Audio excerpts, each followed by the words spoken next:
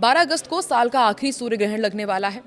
इसकी शुरुआत भारतीय समय के अनुसार रात 9:04 के आसपास होगी और इस सूर्य ग्रहण का मध्य समय यानी कि पीक टाइम रात 11:16 पर होगा। ग्रहण का समापन 13 अगस्त को देर रात 1:27 पर होगा और ये सूर्य ग्रहण कर्क राशि में अश्लेषा नक्षत्र में लगेगा और हिंदू पंचांग के अनुसार सूर्य ग्रहण हरियाली अमावस्या के संयोग में पड़ रहा है। ये सूर्य ग्रहण भारत में दृश्यमान नहीं होगा और न ही इसका सूतक काल यहाँ पर लागू होगा, इसलिए भारत में रहने वाले लोगों पर इसका कोई खास प्रभाव नहीं रहने वाला है। तो साल के इस आखिर सूर्य ग्रहण से जुड़ी हर महत्वपूर्ण जानकारी आपको इस वीडियो में देते हैं। नमस्कार, मैं हूं आकांक्षा और आप देख रहे हैं न्यूज़ 18 का डिजिटल प्लेटफॉर्म। सूर्य ग्रहण के समय मंगल और शनि एक दूसरे से केंद्र में स्थित हैं। पंचम भाव में ग्रहण लगा हुआ है। राहु और मंगल निकट अंशों में है और ज्योतिषविदों का कहना है कि इस ग्रहण से दुनिया भर में जलीय और प्राकृतिक आपदाएं आ सकती हैं। बाढ़ या ग्लेशियर पिघलने जैसे आपदाओं का खतरा भी बढ़ सकता है और सत्ता में उच्च पदों पर बैठे लोगों की समस्या बढ़ सकती है और सत्ताधारियों के खिलाफ जनता का विरोध भी बढ़ सकता है। अब आपको बताते हैं कि सूर्य ग्रहण के दौरान आपको क्या कुछ नहीं करना है। देखिए, ग्रहण की अवधि में कुछ भी खाने पीने से बचें। कोई महत्वपूर्ण या नया काम आप शुरू करने जा रहे हैं तो आप थोड़ा रुक जाइए, सूर्य ग्रहण के बाद उसे आप जरूर कर सकते हैं। और सूर्य ग्रहण को खुली आंखों से बिल्कुल नहीं देखना है, क्योंकि हम जानते हैं कि उस दौरान जो रेज आते हैं, जो रेडिएशन होता है, वो हमारे लिए बहुत नुकसानदायक होता है। इसे आप फिल्टर ग्लास की मदद से जरूर देख सकते हैं और सूर्य की सीधी किरणों के संपर्क में आने से भी आपको बचना होगा। इस दौरान नुकीली या फिर धारदार वस्तुओं के प्रयोग से भी आप बचें। ग्रहण की अवधि में फल या सब्जियां काटने छीलने से बचें। छोंक, तड़का या फिर खाना बनाने से भी आप बचें। सूर्य ग्रहण के दौरान आपको क्या करना चाहिए वो भी आपको बता दें। देखिए, भगवान की आराधना कीजिए, मंत्र जाप कीजिए और शांत मन से पूजा पाठ कीजिए। और गर्भवती महिलाओं के लिए भी कहा जाता है कि इस दौरान आप घर के अंदर रहें, बाहर ना निकले, क्योंकि इसकी जो यूवी रेज होती हैं वो जो गर्भ में पल रहे बच्चे हैं उसके लिए नुकसानदायक हो सकती है। ग्रहण समापन के बाद स्नान करें। ग्रहण के अगले दिन सुबह सूर्य से जुड़ी चीज़ों का दान करें।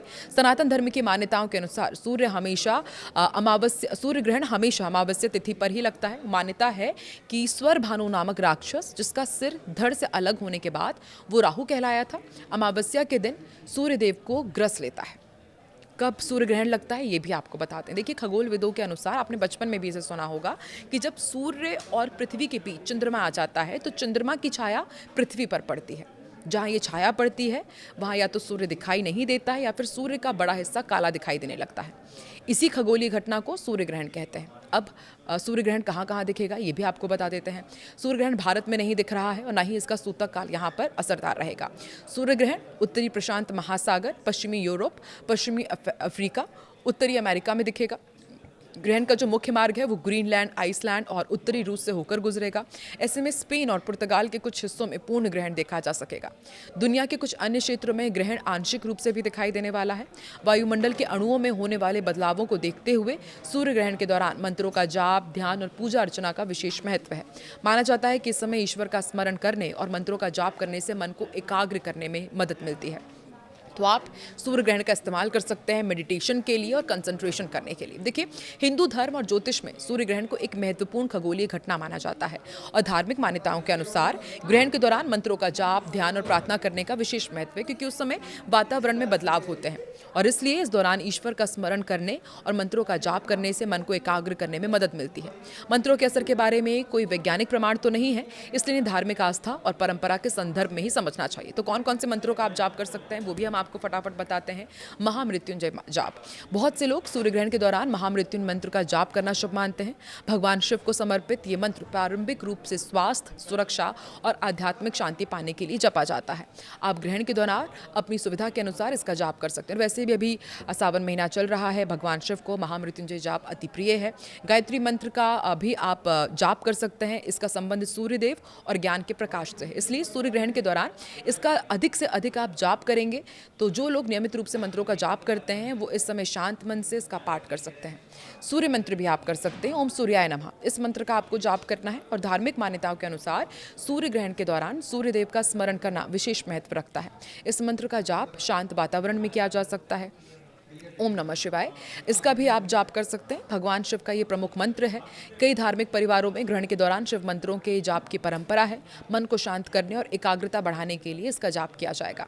महामंत्र, कई भक्त हरे राम राम राम हरे हरे, हरे कृष्ण कृष्ण कृष्ण हरे हरे, इसका भी जाप करते हैं। ये महामंत्र कहलाता है और वैष्णव परंपरा में इसे एक महत्वपूर्ण महामंत्र माना जाता है और ईश्वर के स्मरण के लिए इसका जाप किया जाता है। मंत्र जाप का सही तरीका क्या है, ये भी आपको बताते हैं। सबसे पहले एक शांत और स्वच्छ स्थान आपको चुनना है। आराम से बैठ जाइए, मन को शांत कीजिए और पूरी श्रद्धा के साथ चुने हुए मंत्र का जाप करें। उच्चारण पर ध्यान दीजिएगा और जाप करते समय मन को भटकने से रोकना महत्वपूर्ण है। आप जपमाला को उपयोग कर सकते हैं या बिना माला के भी आप जाप कर सकते हैं। ग्रहण के दौरान धार्मिक रीति रिवाज अलग अलग परंपराओं और परिवारों में अलग अलग हो सकते हैं, इसलिए किसी विशेष अनुष्ठान या फिर व्रत का पालन करने से पहले अपनी पारिवारिक परंपराओं या फिर किसी आध्यात्मिक गुरु से आप परामर्श जरूर करें। इसके अलावा नंगी आंखों से सूर्य ग्रहण को सीधे ना देखें। आंखों को गंभीर नुकसान से बचाने के लिए उचित सोलर फिल्टर, चश्मों का या फिर किसी इंस्ट्रूमेंट का आप उपयोग कर सकते हैं। तो शास्त्रों में ग्रहण और सूतक काल को लेकर बहुत ही स्पष्ट नियम बताए गए हैं। नियम के अनुसार सूतक काल केवल वही लागू माना जाता है जहां ग्रहण आंखों से दिखाई देता है। यदि ग्रहण किसी स्थान पर दृश्य नहीं है तो वहां सूतक के नियम प्रभावी नहीं होते।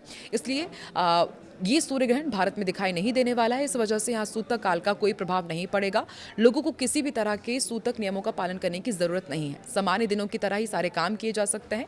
इस शास्त्रीय नियम को जानकर लोगों का संशय पूरी तरह दूर हो जाता है। ग्रहण के दौरान अक्सर शुभ कार्यों को करने से बचा जाता है, लेकिन इस बार स्थिति पूरी तरह अलग है। सूतक काल लागू ना होने की वजह से भारत में शुभ कार्यों पर कोई रोक नहीं होगी। दैनिक जीवन की सभी गतिविधियां पहले की ही तरह सामान्य रूप से चलती रहेंगी। किसी भी मांगलिक काम या नए काम की शुरुआत करने में कोई रुकावट नहीं आएगी। लोग अपने तय शेड्यूल के अनुसार सारे काम कर सकते हैं। भोजन पकाने, खाने या बाहर आने जाने पर भी कोई पाबंदी नहीं रहेगी। भारत में इसका असर ना होने से सभी लोग बिना किसी डर के अपना काम पूरा कर सकते हैं।